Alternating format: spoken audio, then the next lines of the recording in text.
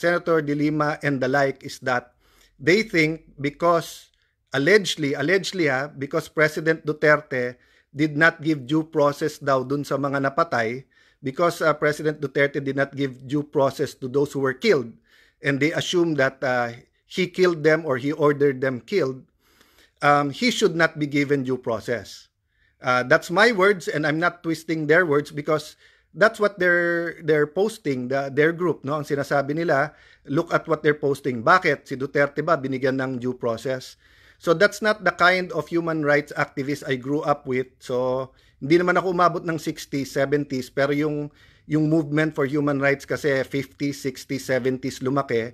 And during that time, there were many hated activists in the human rights activists because even the worst criminal, they would represent them and they would say na it's not a popularity contest. Even the worst criminal needs their rights to be protected and needs to be heard, no?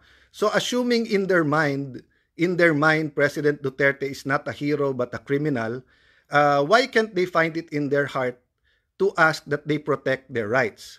And since the ICC's core value is human rights, and precisely it was created for human rights, let me discuss that. If you look at their website now, they're announcing that at 2 o'clock their time, which is 9 o'clock our time, pero may 30 minutes delay daw, there will be the initial appearance daw ni President Duterte. But what has happened so far, and siguro gamitin na natin yung case ni Senator De Lima. By the way, she keeps twisting what I said and not giving the context. So yung sinasabi niya, hindi naman lahat. Sa 10 sinabi niya, mga 11 lang ang kasinungalingan. Hindi naman lahat. But she keeps twisting what I said. So let me give us an example, her case, no, versus yung nangyayari sa ICC. So in her case, nagkaroon ng allegation, nagkaroon ng hearings, congressional hearings, then nagkaroon ng complaint, may mga witnesses, pinasagot siya, nag-appear sila before the fiscal found probable cause, and then dumating sa korte. Maraming motion sa korte, kaya tumagal both the prosecution and the defense. And it's sad na umabot ng years. Yun ang admitted ko na hindi dapat umabot ng years. But both sides had delays, no? She was given comfortable accommodations, not great, but she wasn't put in jail. She had her own detention center. For fellow senators, media, family were allowed to visit. Okay? Kay President Duterte, he was arrested without showing him the warrant of arrest. And then when he was brought to Villamor Air Base, doon sinabi na isasakay na siya sa airplano, and ang sinasabi nila, enough na daw yung a few hours para yung, first of all, he was not able to meet all of his lawyers, and he chose his daughter as one of his lawyers pero hindi pinapasok. And ang na-file na kaso is something they prepared for the night before or something like that. I don't really know. But really, anyone will tell you na 4 or 5 hours in a case like this na isasakay ka sa airplano, dadaling ka sa ibang bansa. So there was no Philippine court that verified this warrant or issued the warrant of arrest. So ngayon, pagdating doon, pinangako nila kay President Duterte at E.S. Miguel Dia that dadalhin sa ospital. Prinoses siya, hindi sinabi kung saan siya dinala. Nung chinek nila E.S. Miguel Dia, ang sinabi, wala daw President Duterte o Rodrigo Duterte doon sa detention center. So he had to be interviewed by the Philippine media. Nagpapasalamat po ako, nandiyan pala kayo lahat. I watched you later on na mga 30 minutes to an hour after nag-live din po ako. So thank you very much sa lahat ng Philippine media, whether nagpadala kayo ng reporter or may stringers kayo or meron po kayong branch dyan po or katandem dyan sa Netherlands, no? So still silence from the ICC.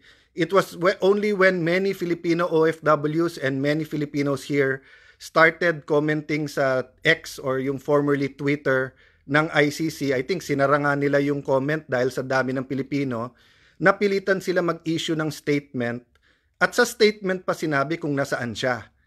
Hindi direkta sa pamilya or kay ES Miguel Diaz. So earlier today, nasabi na counsel of record na si former ES Bingbong Miguel Diaz. But nag-gather na yung ibang lawyers ng ating dating Pangulo sa labas ng ICC. So in an hour or so, magsa-start na yung initial na pagpunta niya. I-verify daw yung according to the own information given by ICC, i-verify yung kanyang identity, tatanungin siya kung anong language ang gusto, at pagkatapos sasabihin sa kanya kung anong charges. So i-compare nyo po dito sa Pilipinas, na dito po may nag-accuse pa lang sa'yo, may kopya ka na, bibigyan ka ng ilan araw, minsan linggo, bago ka mag-appear sa fiscal. Sa fiscal, you can argue, tapos saka ka pa maghaharap-harap. And then pagdating mo sa korte, kung tingin mong wala pa rin probable cause, meron kang remedy, may appeal parate, or meron na yung tinatawag na certiorari. And then, pag ikaw ay in order na detain at any point in time, pwede mong kausapin yung abogado mo. And for humanitarian reasons, anytime na kailangan mo ng medical, and of course, yung family members mo, di ba? So, for me, dun sa mga human rights activists na tahimik ngayon, hindi ko nilalahat ha. Ang sinasabi ko, yung mga may political agenda at saka yung mga may hate lang kay President Duterte. Ang tanong po, tama ho ba itong proseso ng ICC? And ICC, take a look at the world's culture, not only at your culture. Take a look at countries who are very intimate with their families and friends. This is a person who will be turning 80 in a few days. You brought him to the medical without anyone. So what if he was disoriented and not able to tell you his history or how he feels? You got the record, but he had a nurse with him. He had his best friend with him. You didn't even talk to them or even assure him while he's going to the medical that a loved one was with him. And by the time that he invoked his right to counsel, that's the only time you told them. And then in an hour, he's going to appear before the judges. There's no advance copy of the charges to the counsel. You haven't accredited some of his counsels who are used to, at least one counsel, Harry Roque, who is used to your proceedings. So, when you say European, I'm excluding the United States just because they're not part of ICC. But of course, the United States is also a bastion of human rights, civil rights, di ba?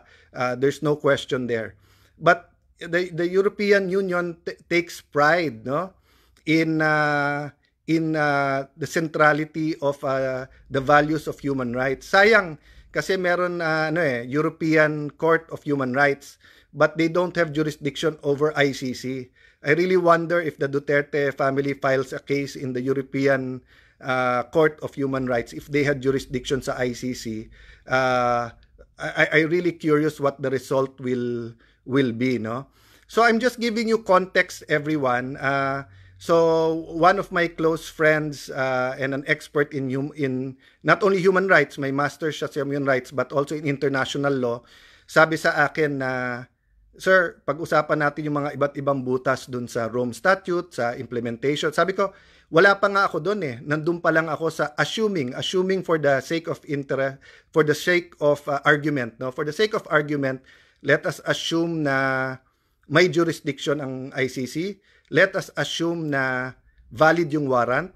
Nandun pa ako sa hindi ba natin dininay yung due process niya, na hindi natin binigyan ng tamang oras sa mga abogado niya, at hindi natin binigyan ng enough time to seek legal remedy. And I question whether a foreign court can directly order our police, even through the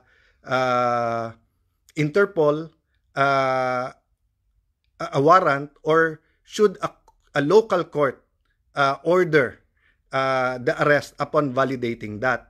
So, but even assuming na moot and academic kasi nandyan na sa Hague, nandyan na sa ICC, is the treatment of ICC so far kay former President Duterte, is it a symbol of of being in a bastion of human rights? Or, 'di ba parang sabi nga sa isang commercial dito sa Pilipinas, ay mukhang guilty.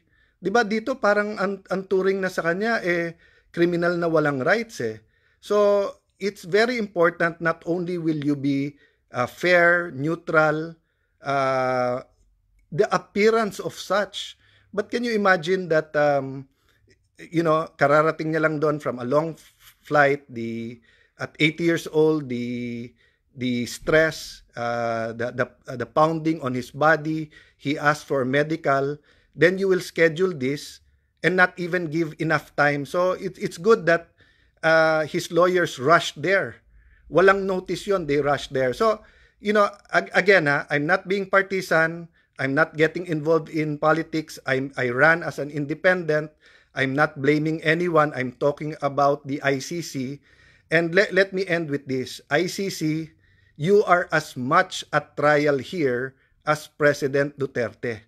I thought you would put on your best face because the world is looking at you, because many countries have shunned you, and even the US president has threatened to impose sanctions on you. So you are saying that this is a matter of international cooperation, but so far you haven't showed us the friendly face of human rights. So anyway, it's up to you, all of you, to judge. I'm just telling the facts na if this wasn't President Duterte, if this was I won't name names kasi aside from kilala ko yung ibang world leaders, I don't wanna take sides or be partisan even in the national. But can you imagine if another international, think of the most hated international leader before. Let's say a leader of a country, no? So let's say if it was Saddam Hussein that was brought there, or Noriega, or think of someone very popular now, no? Prime Minister of France or Prime Minister of the UK, who was brought there. Can you imagine them doing that? Bringing a warrant to their country, putting them on a plane. When they get there, no one knows where they are. They promise you to go to a hospital. They didn't do that. Then the next day, you don't even have your lawyers. Then they have this quite, how do I say, pretty, nicely written press release, as if it's just a symposium or conference, no? So anyway, I'll stop there.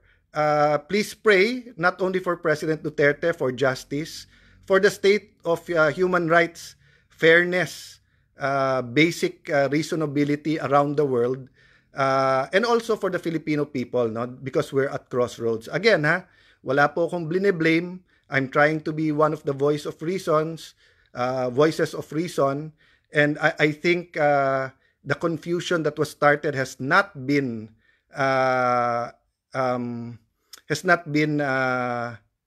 how do I say that? Yung inumpisan ng confusion, tuloy-tuloy pa rin.